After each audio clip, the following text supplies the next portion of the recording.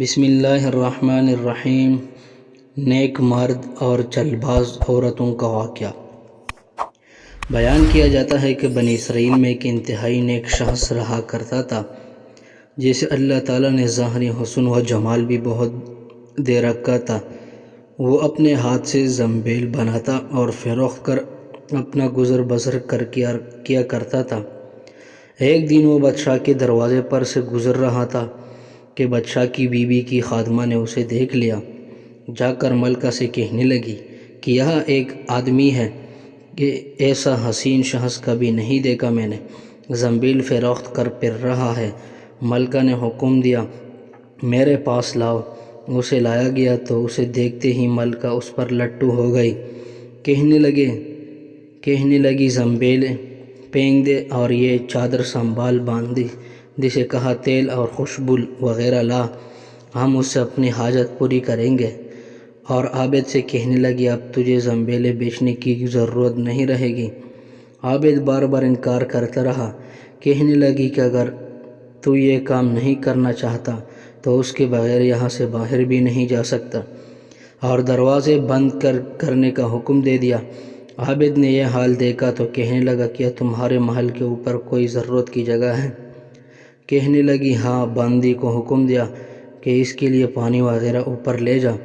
یہ عابد شخص اوپر چھت کے ایک کونے کی طرف گیا، دیکھا کہ محل بہت اونچا ہے، کوئی ایسی چیز نہیں جس کے ساتھ لٹک کر نیچے اتر جائے، اور آخر اپنے نفس سے باتیں کرنا شروع کر دی کہ تو 70 برس سے اپنے رب کریم کی رضا کی طلب میں لگا رہا ہے، دن رات اسی کی عبادت میں گزرتے تھے، تجھ پر آج ایک شام ایسی آئی ہے جو تیرے اس تمام محنت کو ضائع کر دے گی۔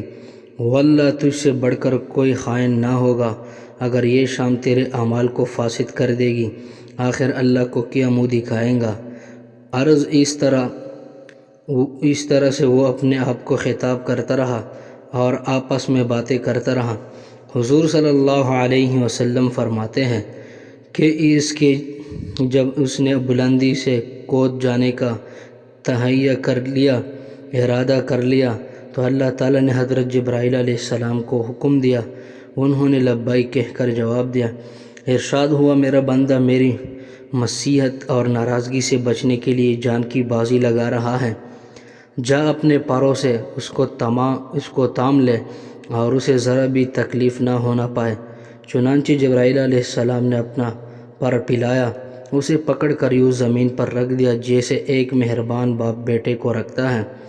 فرمایا کہ عابد یہاں سے سیدھا گھر گیا، زنبیلیں وغیرہ وہی رہ گئی۔ سورج غروب ہو رہا تھا۔ بی بی کہنے لگی زنبیلوں کی قیمت کہاں ہے؟ کہنے لگا آج تو ان کا کچھ نہیں ملا۔ کہنے لگی تو آج رات افطار کس چیز سے کریں گے؟ کہنے لگا آج کی رات یوں ہی ذرا صبر سے کاٹ لیں گے۔ پھر کہنے لگا اٹھ کر تنور میں آگ جلا دے، اگر ہمارے ہمسائے تنور میں آگ نہیں دیکھیں گے تو نہ جانے کیا خیالات ان کے ذہنوں میں دوڑیں گے، خواہ مخواہ انہیں پریشانی کا سامنا کرنا پڑے گا۔ بی بی نے اٹھ کر تنور میں آگ جلا دی اور خود واپس آ کر بیٹھ گئی۔ ایک پڑوسن آگ لینے کو آئی، پوچھا گیا جواب ملا، آگ ہے؟ جواب ملا آگے بڑھ کر تنور سے لے لو۔ یہ عورت آگ لے کر واپس ہونے لگی تو گھر والی سے کہنے لگی کہ تو یہاں بیٹھی باتیں کر رہی ہے، ادھر تیری روٹیاں پک چکی ہیں بلکہ جلنے کو ہے۔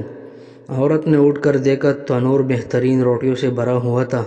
عورت نے انہیں برتن میں رکھا اور خاوند کے پاس لے آئی اور کہنے لگی تیرے ساتھ اللہ تعالیٰ کا یہ معاملہ تیرے بلند درجات کی وجہ سے ہی ہو سکتا ہے، لہذا تو اللہ تعالیٰ سے دعا مانگ کہ ہماری باقی عمر خوشحالی اور فراخی میں گزرے۔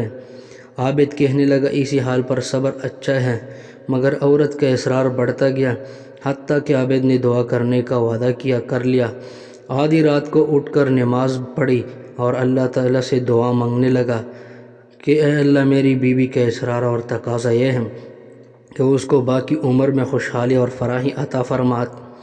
اتنے میں چھت پھٹ گئی، یاقوت اور موتیوں سے بھری ہوئی ایک تشتری نیچے آئی جس سے تمام گھر جگمگا اٹھا۔ عابد نے بی بی کو بیوی کا پاؤں دبایا جو قریب ہی میں سوئی ہوئی تھی اور کہا کہ اٹھ کر بیٹھ، جو کچھ مانگتی تھی وہ سنبھال لے۔ عورت بیدار ہو کر کہنے لگی جلدی نہ کرو، اس مقصد کے لیے تو نے مجھے نہ ہی جگایا ہوتا تو خواب دیکھ کر ہی رہی تھی کہ سونے کی بہت سی کرسیاں بچی ہوئی ہیں جو بہت سے ہیرے اور جواہرات سے لدی ہوئی ہیں، مگر ان میں سوراخ ہے۔ میں نے پوچھا کہ یہ کرسیاں کس کی ہے؟ جواب ملا یہ تیرے خاوند کے بیٹھنے کے لیے ہے۔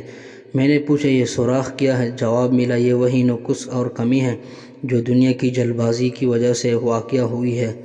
تو میں نے کہا کہ میں کسی ایسی چیز کی خواہش نہیں رکھتی جس سے تیرے نشستگاہ میں نقص پیدا ہو، لہذا اپنے رب سے اسے واپس کرنے کی دعا کر لو۔ عابد نے دعا کی اور تشریف واپس چلے گئے۔ تو اس واقعے سے سبق یہ ملتا ہے کہ بے شک اللہ تعالیٰ کے خوف سے اپنے آپ کو نفسانی خواہشات سے بچانا چاہیے۔ اللہ تعالیٰ یقیناً اس کی مدد فرماتا ہے۔